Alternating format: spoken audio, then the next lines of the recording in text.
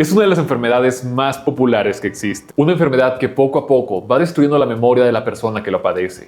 Y esta enfermedad es muy conocida porque es una de las enfermedades en las cuales el paciente no sabe que la tiene, pero afecta a todos los demás que rodean a esa persona. No solo como una carga económica, sino también con un desgaste muy continuo. Y aunque los médicos han investigado esta enfermedad durante décadas, todavía hay muchas cosas que no conocemos sobre ella, pero lo que sí tenemos el día de hoy son pruebas que nos permiten darnos cuenta de esto a tiempo, terapias preventivas que ayudan a evitar que esto pueda llegar a avanzar tan rápido y sobre todo tratamientos los cuales, aunque no están destinados a curarlas, están destinados a evitar que esto avance tan rápido como sería sin un correcto tratamiento. Pero antes de continuar con todo esto, hola, soy el Dr. Polo Guerrero y el día de hoy todo lo que debes conocer sobre el Alzheimer. Nada más antes de iniciar, como cualquiera de mis videos, te recordad que acá abajo está el botón de suscripción por si todavía no lo estás. También si te gustan estos videos o los demás videos que tenemos en el canal como el podcast, agradecería muchísimo que no olvides dejar tu me gusta. Y también si tienes algo que decirme, por favor, házmelo llegar a través de la cajita de comentarios. Pero sobre todo, si consideras que eso es una información de valor, agradecería muchísimo que lo compartieras. Sin más que decir, vamos al video de hoy.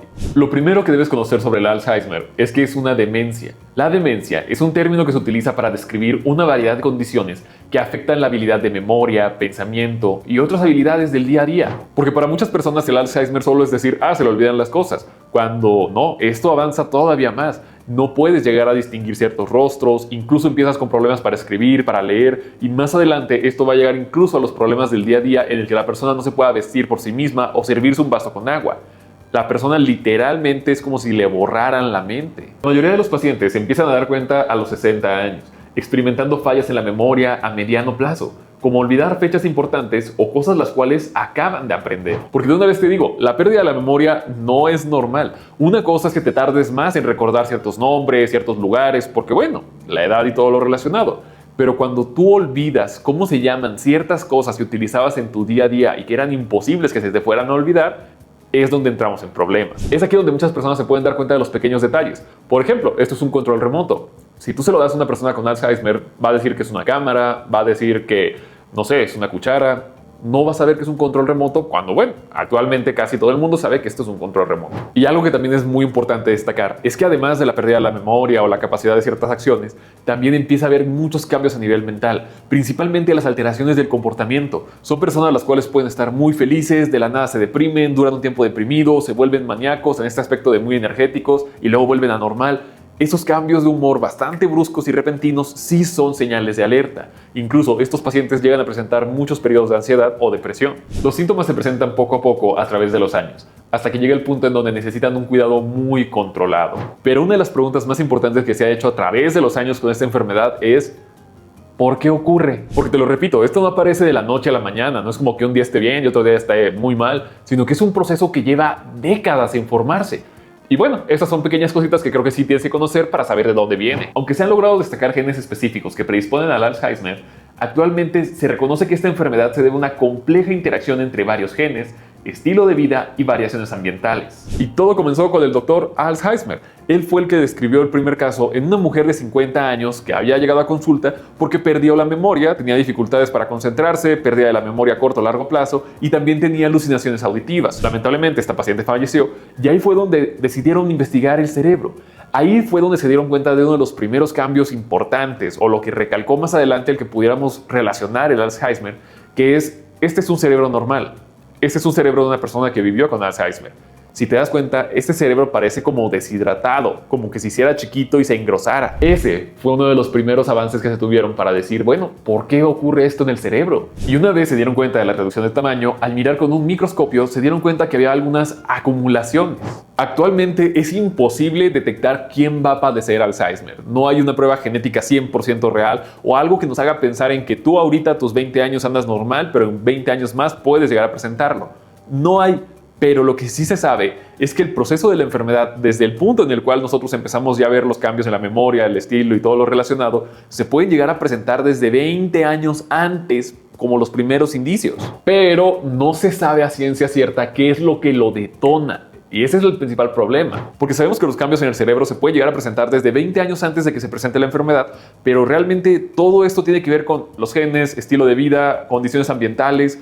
Todo eso es lo que realmente no hemos logrado descubrir para decir esta combinación es la que provoca el Alzheimer. Pero entonces, por qué existe esta enfermedad. Pero al ser una enfermedad que ocurre pasadas las décadas y que claramente no ocurre de la noche a la mañana, sí tenemos que hablar de que el Alzheimer se puede dividir en 5 etapas. Estas descritas por Barry. El modelo de Barry-Reinsberg refleja la progresión funcional y cognitiva del paciente, en donde la primera etapa es la fase preclínica o silenciosa. Esta fase es la que puede llegar a aparecer entre 20 y 10 años antes de que se presente la enfermedad. Se cataloga como la fase por excelencia de la prevención, en donde sí tenemos que estar revisando qué es lo que ocurre en el entorno de nuestro paciente para poder detectar ciertos cambios tempranos de la enfermedad. Aunque actualmente también se hablan de los famosos biomarcadores, no tenemos una prueba clara, pero sí tenemos el prevenirlo, el evitar que esto pueda llegar a desarrollarse o detectarlo a tiempo. Pero bueno, eso lo vamos a decir más adelante. De aquí sigue la etapa de deterioro cognitivo leve. Esto ocurre cuando el paciente empieza a tener problemas de memoria reciente, pero conserva la independencia funcional. Por ejemplo, olvida citas o nombres, pero aún puede manejar dinero, conducir o trabajar. Aquí es donde podemos utilizar las pruebas neuropsicológicas, donde muestran un déficit leve en memoria episódica o atención. El riesgo de progresión de la enfermedad es del 10 al 15% por año hacia la demencia tipo Alzheimer. En esta etapa es donde podemos utilizar las pruebas clínicas para hacer una detección de esta pérdida de la memoria. Existen demasiadas pruebas. Algunas de las más populares es la prueba del reloj, en donde tú le tienes que decir a un paciente que dibuje un reloj con manecillas, con horario. Ahora, esto dentro de 20, 30 años quizá cambie, porque para muchas personas el reloj ya es digital en vez del reloj que a lo mejor se conocía más viejito, pero es una de las pruebas más famosas, el dibuja un reloj. Aunque una de las pruebas cognitivas y neuropsicológicas más utilizadas es el Mini Mental State Examination. Esto evalúa la orientación, atención, memoria y lenguaje, además de habilidades visoespaciales, en donde un puntaje normal es de 24 a 30, pero un deterioro leve o moderado es un puntaje de 18 a 23. Es muy buena herramienta para tamizaje inicial, aunque puede verse afectada por el nivel educativo de la persona. En donde para el tamizaje inicial tenemos que recordar mucho lo que es el Mini Mental y el MoCA, porque bueno, son las primeras señales. Después aparece la tercera etapa, que es la etapa leve. Esto ocurre cuando el paciente empieza a tener dificultades notorias para actividades cotidianas complejas, como pagar las cuentas, usar el transporte, recordar eventos recientes, y aquí se presentan los síntomas frecuentes. El primero sería la anomia, o sea, olvida nombres de objetos, la repetición de preguntas, la desorientación temporal leve e incluso la apatía. El paciente aún puede llegar a vivir solo, pero con olvidos importantes. La etapa 4 o la etapa moderada ocurre cuando la memoria a corto plazo y largo plazo empeoran significativamente. Aparece desorientación espacial, se pierden lugares conocidos y trastornos del comportamiento como la irritabilidad, depresión y ansiedad. Aquí es donde el paciente pierde un poco la autonomía, ya que requiere ayuda para tareas básicas como vestirse, cocinar o manejar las finanzas. Y los síntomas neurológicos se vuelven más importantes, ya que presenta un lenguaje más limitado, dificultad para reconocer rostros y trastornos del sueño. Hasta que finalmente llegamos a la etapa severa o avanzada, que se presenta con la pérdida completa de memoria, del lenguaje y de la independencia. El paciente no reconoce a sus familiares, pierde movilidad, puede presentar incontinencia y trastornos de la deglución, o sea, no recuerda cómo tragar cosas. Aquí es donde llegan las complicaciones comunes como las infecciones respiratorias, la desnutrición, las úlceras por presión y principalmente la causa por la que fallecen estos pacientes es por neumonía o complicaciones infecciosas secundarias a la inmovilidad. Esta enfermedad sí es muy aterradora, ya que la progresión es bastante intensa y lamentablemente muchos de los pacientes llegan en etapas muy avanzadas de la enfermedad a consulta, en donde quizá si nos hubiéramos dado cuenta antes con pequeños cambios de la memoria, pequeños cambios de ánimo, hubiéramos tomado acciones anteriores y evitar que progresara tan rápido. Pero entonces, con todo esto que te acabo de platicar, ¿qué cosas son las que ocurren en el cerebro que pueden llegar a causar toda esta progresión? Porque algo tiene que estar mal. Y sí hay un par de cosas que cambian a nivel cerebral que van a provocar esta enfermedad. Pero bueno, es muy relativo. Para esto existen varias piezas del rompecabezas. Al inicio, los investigadores se dieron cuenta que el cerebro de una persona con Alzheimer comienza a crear una acumulación anormal de una proteína conocida como la beta-amiloide. Esta proteína se crea cuando una cadena larga de proteína llamada proteína precursora de beta-amiloide es destruida. Y esta proteína larga tiene un papel fundamental en la reparación y crecimiento neuronal. Lo que ocurre con esta proteína es que se llega a destruir y lo que queda, que es el beta-amiloide, se vuelve una sustancia pegajosa y esto permite que se empiece a acumular. Esas son las famosas placas beta-amiloides, que son uno de los primeros indicios, o mejor dicho, de las primeras cosas que se vieron en investigaciones relacionadas con el Alzheimer. Se cree que esta proteína en pacientes que viven con Alzheimer no se puede utilizar de la manera correcta, lo que permite que se formen placas. Está afectando con las señales cerebrales e impidiendo que las neuronas se puedan llegar a comunicar. En condiciones normales, estas placas se pueden eliminar por algo conocido como la microglía. que es como el sistema inmune de tu cerebro. Pero en esta enfermedad también nos hemos dado cuenta que la microglia tampoco funciona bien, permitiendo la acumulación. Este fue uno de los primeros grandes avances porque se dieron cuenta que todos los pacientes que tenían Alzheimer presentaban esta acumulación de beta amiloides. Pero también se dieron cuenta que incluso había pacientes que tenían esta acumulación de beta amiloide, pero no tenían Alzheimer. O sea, todos los que sí tenían la enfermedad las presentaban, pero los que no tenían la enfermedad también las podían llegar a presentar. Y a todo esto se dieron cuenta que no era tan relevante qué tan grande o qué tanta acumulación existía en el cerebro. Había pacientes que tenían muy poca acumulación pero presentaban datos graves, y había pacientes que tenían una gran acumulación pero presentaban datos moderados. Pero bueno, el principal punto hasta ese momento era la beta amiloide. En los años 80 se habló de otra proteína conocida como el tau. Esta proteína permite reforzar las conexiones neuronales, pero en la enfermedad de Alzheimer se habla de que estas proteínas no pueden cumplir con su rol de la manera correcta, haciendo que también se puedan llegar a acumular, como las beta amiloides, creando un efecto tóxico dentro de la neurona. Y con todo esto se logró ver que entonces sí hay una acumulación y hay un mal funcionamiento que ocurre dentro del cerebro. Pero en la actualidad no hay algo lo cual podamos utilizar para atacar directamente a lo que son las beta amiloides, a la tau y todo lo relacionado. Incluso, bueno, ¿qué es lo que causa que estas no se puedan juntar o destruir de la manera correcta? Eso es algo que hasta el día de hoy se sigue investigando porque no hay una respuesta clara. ¿Y esto quiere decir que entonces solo es esperar a que esto pueda o no ocurrir? Como cualquier enfermedad, podemos hablar de factores de riesgo. En este caso, existen los no modificables, que es la edad avanzada. La gran mayoría de los pacientes van a comenzar con estos datos a partir de los 60 años y es catalogado como el riesgo principal.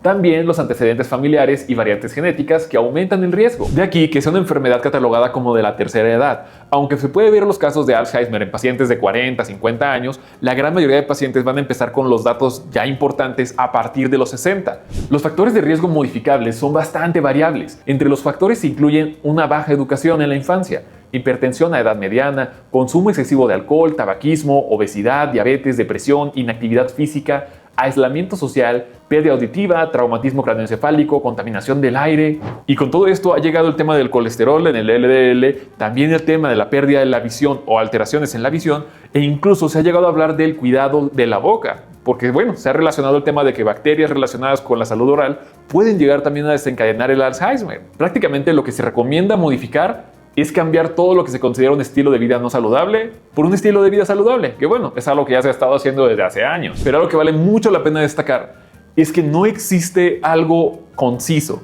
no existe un número correcto de horas de ejercicio a la semana, no existe una dieta específica y tampoco existen suplementos que estén relacionados a evitar que puedas llegar a presentar Alzheimer o incluso un poco el tema de retrasarlos.